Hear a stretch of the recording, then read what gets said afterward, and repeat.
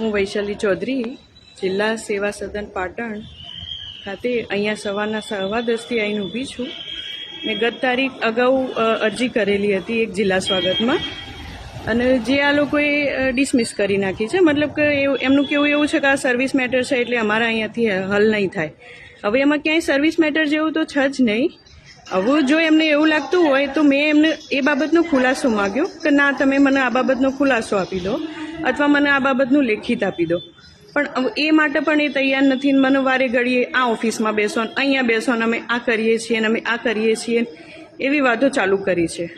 હવે મારા એક કર્મચારી તરીકેના તો પછી પણ એક માનવ તરીકેના અધિકારનું આ લોકો ખનન કરીને હવે એની ફરિયાદ કરવા મારે ક્યાં જવું પડે? એના માટે હું તમારા લોકોનો અભિપ્રાય માગવા માગું છું.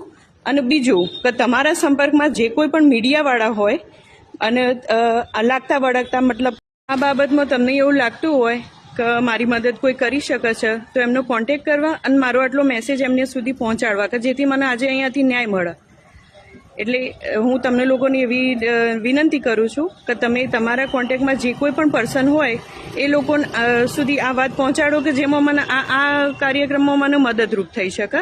કારણ કે આ લોકો તો કંઈ સાંભળવા માગતા જ નથી. એ તો બે ખાડા કાન કરીને બેઠા છે. એટલે હું તમારા લોકોની મદદથી આ લોકોની સામે બેસવા માટે અહીંયા ઊભી છું. તમે જેટલી ઝડપી આ વસ્તુમાં મને મદદ કરશો એટલું મારા માટે સારું.